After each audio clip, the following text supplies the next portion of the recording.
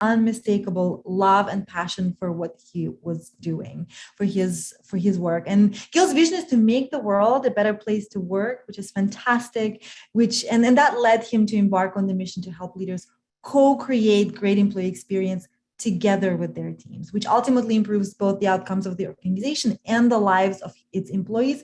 And this is win-win in any book, really. Gil's background in both psychology and business helps him understand both the individual and organizational aspects of the workplace. And I'm always excited to hear his insights and discoveries in the area of employee experience. And I am really happy he was able to join us today. Thank you, Alina, for You're that welcome. wonderful intro. I appreciate it. I just want to thank everybody for having me. I'm really excited to talk about this. Like Alina said, I'm really passionate about this. I want to make the world a better place. A lot of that comes from early in my career. I spent a lot of time talking to people throughout organizations, and one thing that was consistent was unfortunately, the amount of misery and frustration that exists in organizations, a lot of it also that doesn't get through to leaders. So that's why I've focused my career on what it's been. But today I want to talk more about the individual side, about your experiences and what you can do moving forward. So the first question I'm often asked is, what is employee experience? Because a lot of times people think it's just another term for HR, which doesn't get much love out there, but it's not. The way I think about employee experience is this, is that I saw a great explanation a while back of a video of a person talking about how everything in life is experience. In the example that they used in terms of everything in life being experienced is the chairs that people are sitting on. So if you're sitting on a chair right now, how comfortable is it? How much does it keep you alert? How much is it conducive for feeding a baby? Any of those things that creates the experience you're having. When you stand up, is it too low that it hurts your knees when you stand up sometimes? All of those things. But one of the aspects about that is that a chair is designed for an effect. Some chairs are designed to make you comfortable, help you sleep better, or help you relax better. Some are more about ergonomics of being able to work effectively. Which then dawned on me, well, what is, quite frankly, probably the most profound experience any of us have in our lifetime, but of that of being an employee at 40 plus hours a week. It's estimated that we spend a good 100,000 hours of our lives at work. And the reality is that 100,000 hours of our lives aren't put on hold. And it's not just about the money we're trying to earn for our families at the end of the day, but we're alive, we're living through that, and our experience matters. That's why, unfortunately, it's all too common when people have a frustrating day at work, they're shorter with their family members, have less patience, a little bit more irritable, don't sleep well. The one that really always sticks me as kind of an indicator of the experience you're having at work is if you've ever heard the term the Sunday scaries, which is that feeling in the pit of your stomach Sunday afternoon when you know you have to go to work for the rest of the week, which makes a lot of people miserable and ruins their Sunday. That's a measure of the experience you're having. And that's why it matters. The experience you have at work goes through all of our dimensions of wellness, which I'll get into in a moment. And that's why I care so much about it, because these are the things that matter, not just when we're at work, but through our lives. So one of the ways I look at this is through not just that we're all employees, but we're all people. That's really what matters at the end of the day. So the human experience, not just the employee experience, but the human experience is how you internalize what happens to you at work. This goes to everything from how does your boss treat you? How busy are you? Is your workspace ergonomically correct and set up well that you're not going to be hurting your body? All of these aspects are how each of us individually internalize what happens to us at work. But the reality is that everybody's experience is different. And it all comes down to our individuality and our expectations. That's why you can have two people doing the exact same job next to each other, and one person is miserable and the other person is delighted with what they're doing, because they come with different expectations of what work should be, as well as they come with different brains, different experiences, different psychology, different things that we like doing and that we need to do. Some of us need to be talking to people all day. I'm a people person. If you give me a job where I'm sitting there coding for 8 hours a day, I will be miserable. It will drain me. I will be miserable. Whereas if you put me in a job where I get to talk to people, not all day, but regularly, I'll get excited. I'll find it motivating, and that will be a good experience for me. So that's why it's so important to start with self-reflection for yourself when thinking about work and thinking about your experiences at work. What do you expect?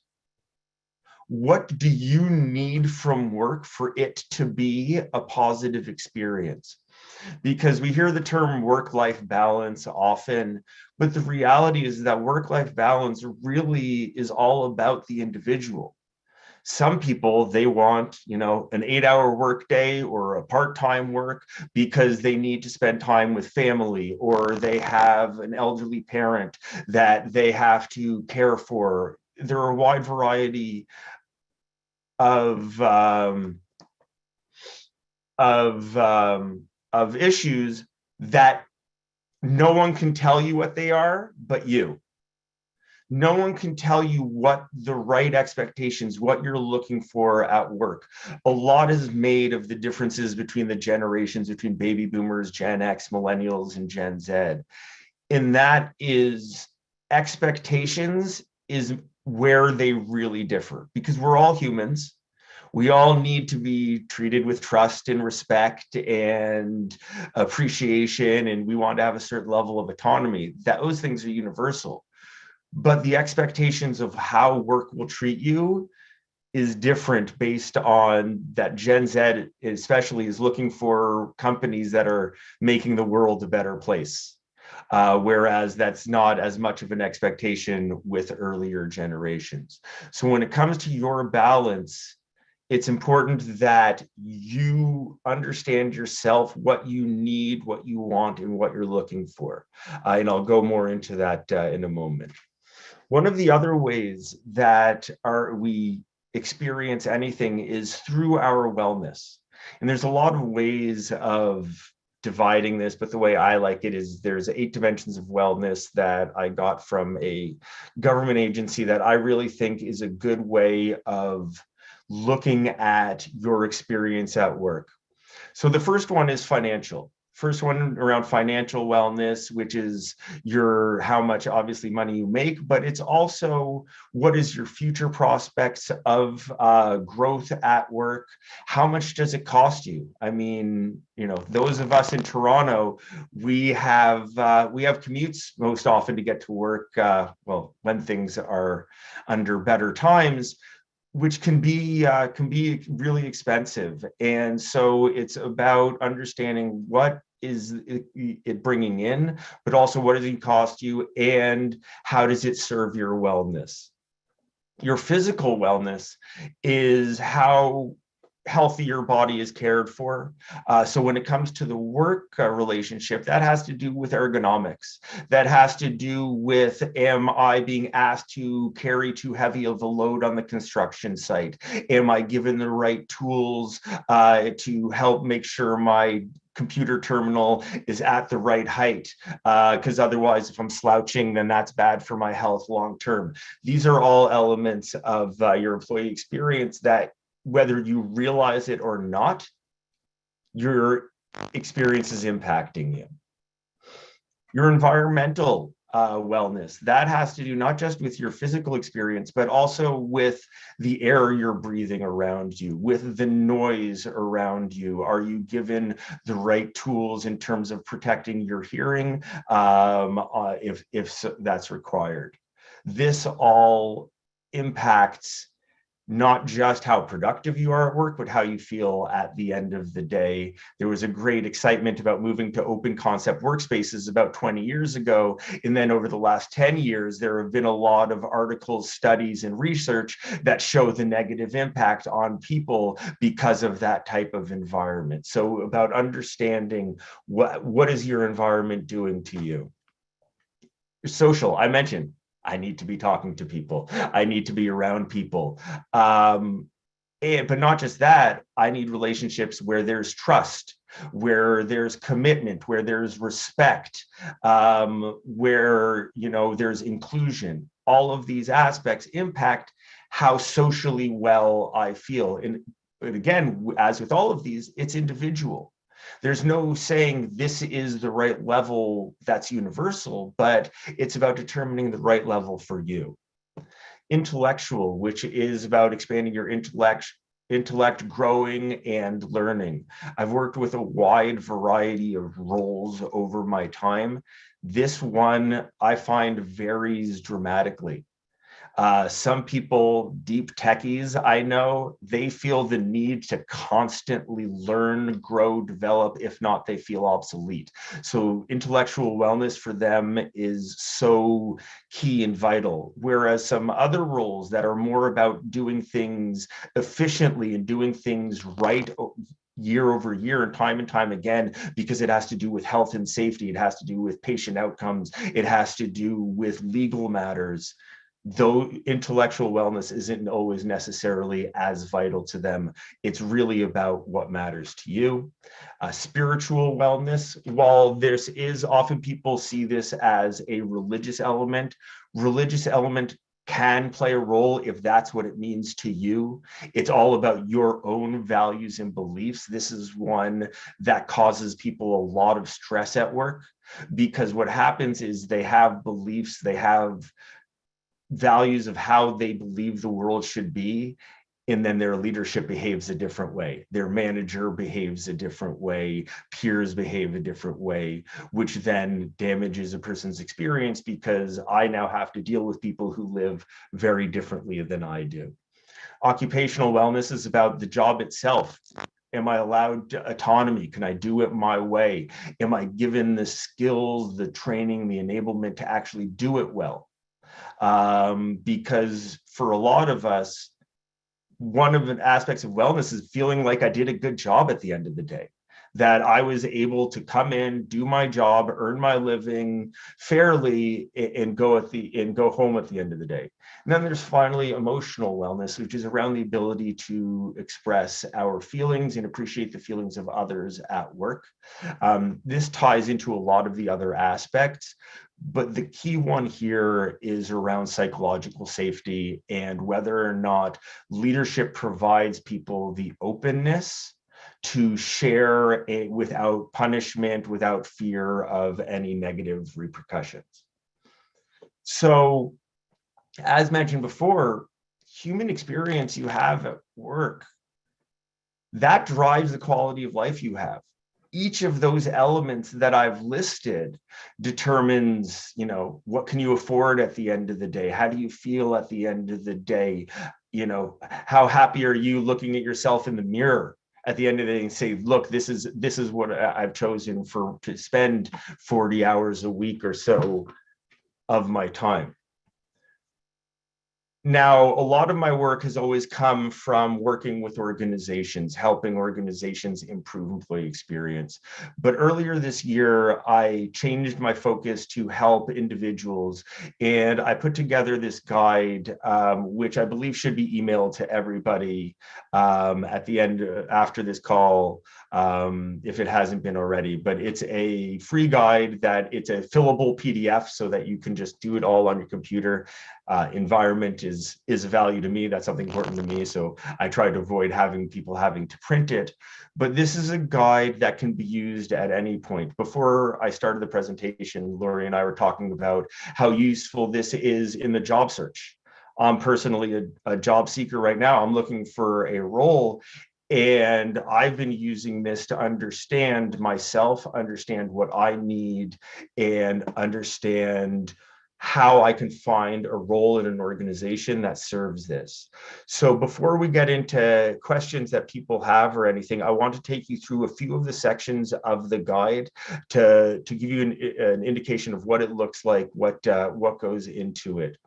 So the first thing we talk about is a reflection activity, and there's further instructions. I'm just giving you here what the fillable section looks like, because what this section asks you to do is think about jobs you've had, roles you've had that evoked different emotions and different experiences in your life. So this, for example, this one's passion. So thinking now around what's a job in your life that you have been passionate about, that has brought out that caring in you. So there's an area next to that on the right that you'd fill that out. You'd fill in what that role was. Then you'd answer each of the questions of what was happening at work, because you might not have felt passionate. I just tidying up this, but I never saw this in my initial thing. So you might not have always felt passionate at work. So what happened in this job that was evoking that passion in you? And because you were so passionate, because you were caring and exciting, how did you change at work? What did you do differently? And then ultimately, how did it impact your life outside of work? Then another section, the next section in the guide, is around each of the dimensions of wellness. There's an opportunity for you to reflect on each of the dimensions, for you to think about what is it about this that I really do or don't care about. One thing that's key to remember is that this is dynamic. What matters to you at one stage of your life might not necessarily matter at another stage.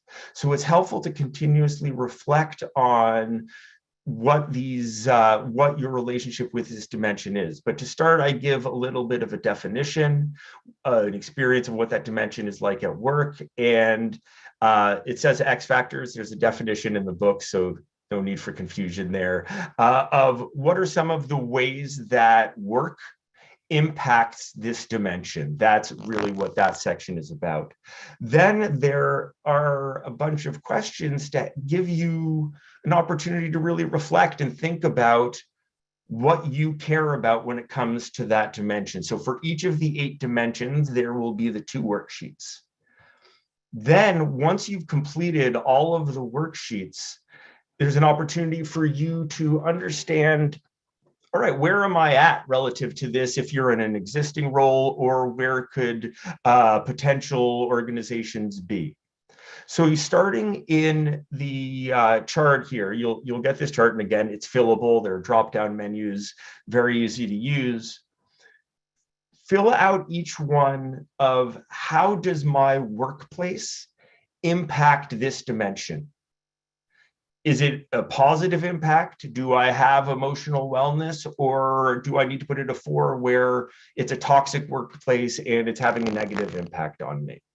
Once you've completed the rating column of this is how things are, then you prioritize. Each of the dimensions you prioritize, because we can't put them all as most important. We need to make sure that we're honest with ourselves in determining what really matters. And this is your opportunity to do that.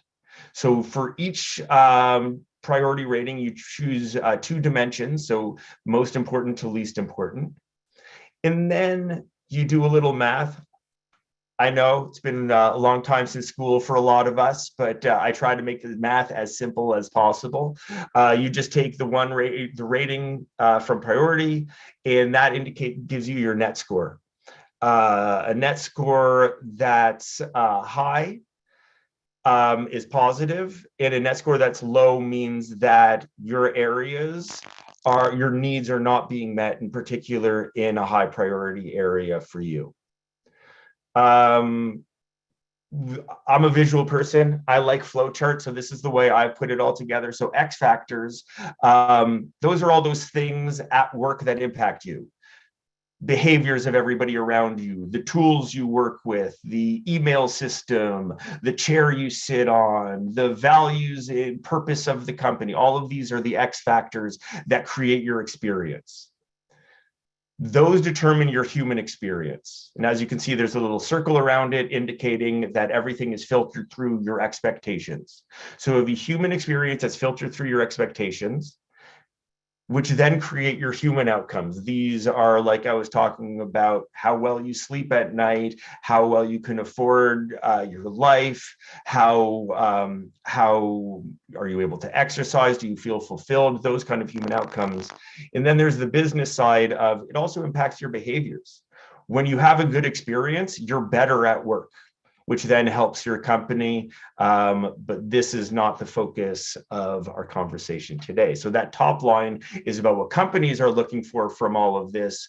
But that bottom one is really about, as an individual, understanding what are you responsible for? What are you capable of? And where are you accountable for understanding how to create an experience for yourself and how to choose experiences for yourself that uplift you.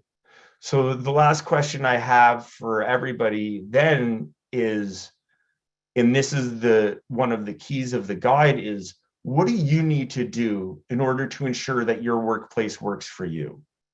Whether it be in the job hunt, asking the right questions, talking to the right people, or it means that if you're in an experience that's imperfect, how do you reasonably work to find ways to improve upon it and really make sure that at the end of the day, and then on Sundays, you're happy to do what you do? We all need to work. I'm not friends with too many people who are independently wealthy and don't need to work. So I know I need to work.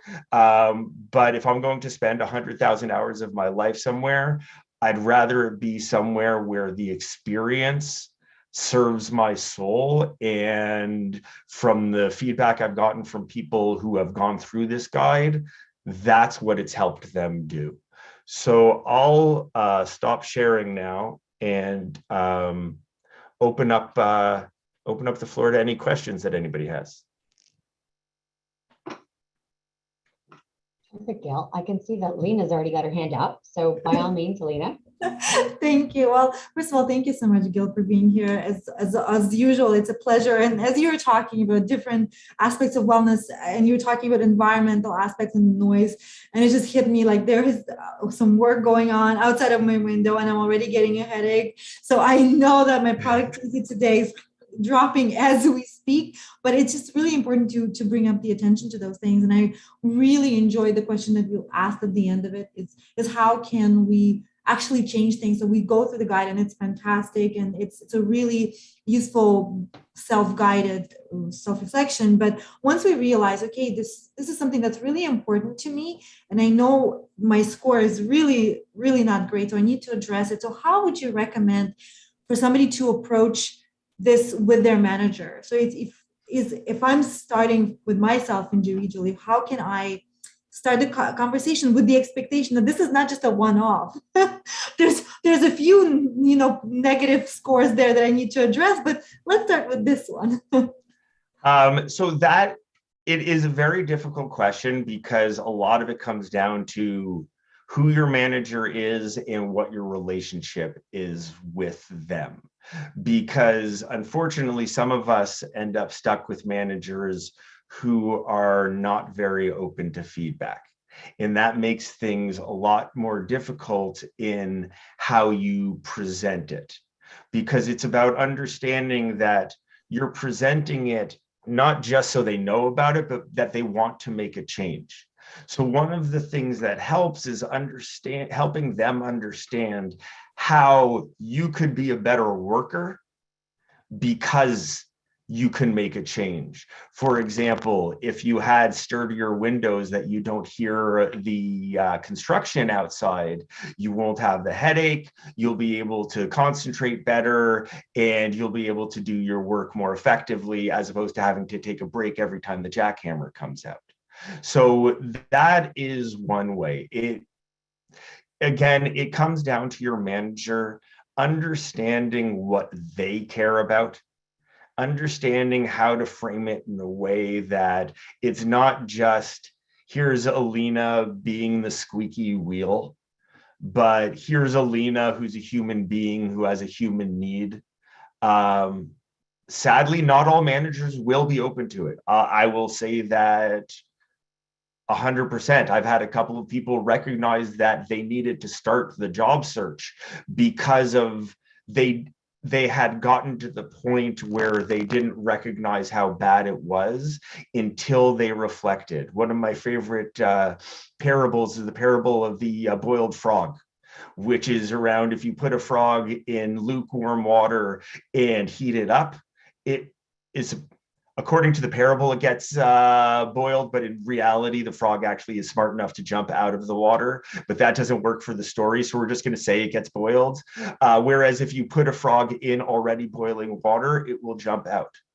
So the reality is sometimes we're that frog. It's been slowly boiled to the point where we don't recognize how much our workplace is negatively impacting us. And there does come a time, I'm not recommending it for the first, second, or third options, but there does come a time where that's the reality, where if it's a toxic workplace, it's generally easier to look for a job when you already have a job because companies tend to like that better. And there's a slightly less stress in terms of financially.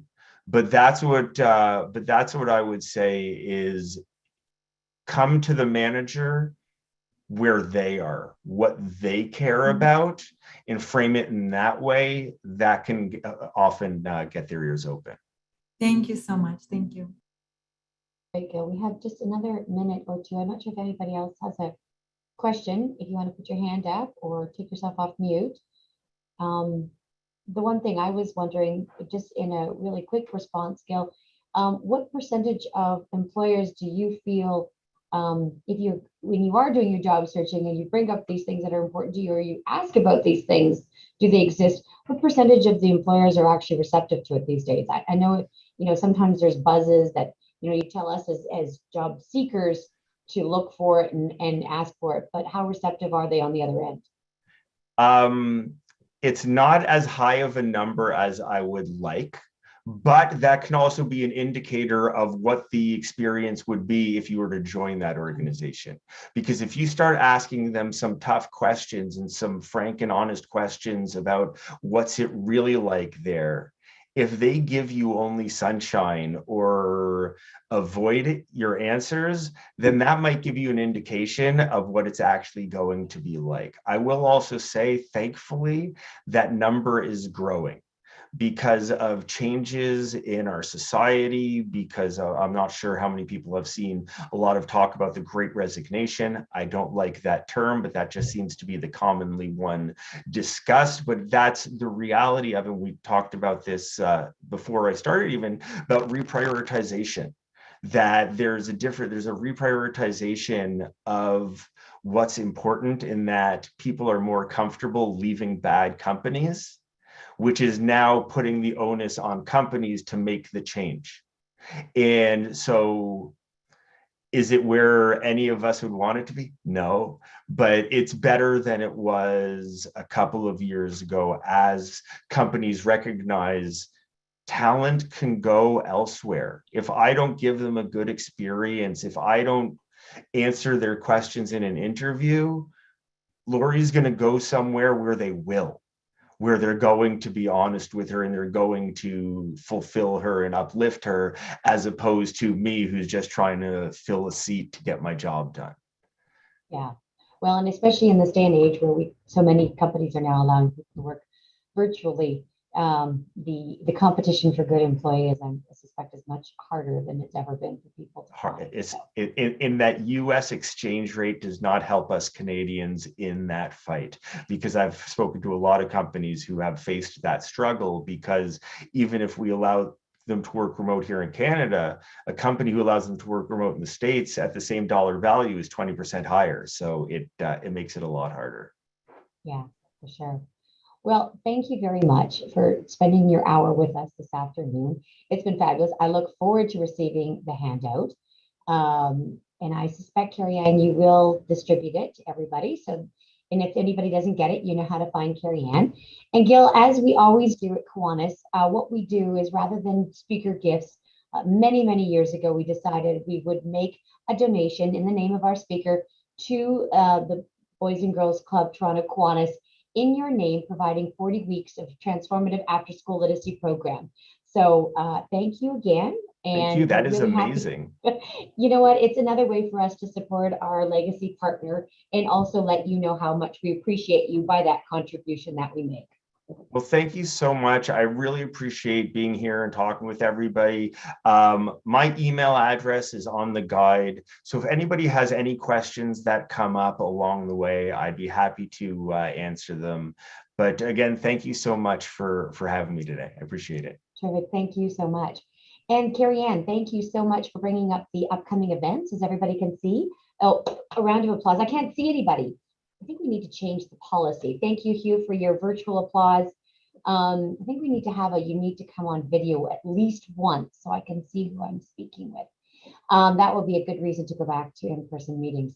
So the next one for us virtually is December 8th, and it will be our holiday hamper celebration. So we'll hear a little bit more about, I suspect, the families that we're sponsoring and how we will support our hamper program. And it will be our last push to raise funds to hit that $2,000 target. And then we do have some of our Kiwanis friends that are on the meeting with us today on the call that have some events coming up. So tomorrow, is that tomorrow? Today. Oh, it's this evening. Tonight. Goodness, Tonight. look at this. So Kiwanis Club of New Kingston, Preemie Chalk Time, Kiwanis Club of Cyber Connect Jamaica, Pandemic Proof Parenting. Oh, that sounds like a great one. And later in the week, we have Kiwanis Club of 23 Central Surrey online parenting empowerment session. So if you have the opportunity, please join our fellow Kiwanians in their events. Oh, Carrie Ann, there's some instructions for emailing. So if there are no other items for the good of Kiwanis, as Tim would say, thank you so much for joining us, and I adjourn the lunch. Have a fabulous day, everybody. Thank Bye you. for now. Bye, everyone. Thank you. Thanks. Thank you. Thanks, Carrie. Lovely meeting. Thank you, guys. Thanks Bye, for all for Tina. joining. Yes. Bye. Have a good day. Okay, bye. Bye.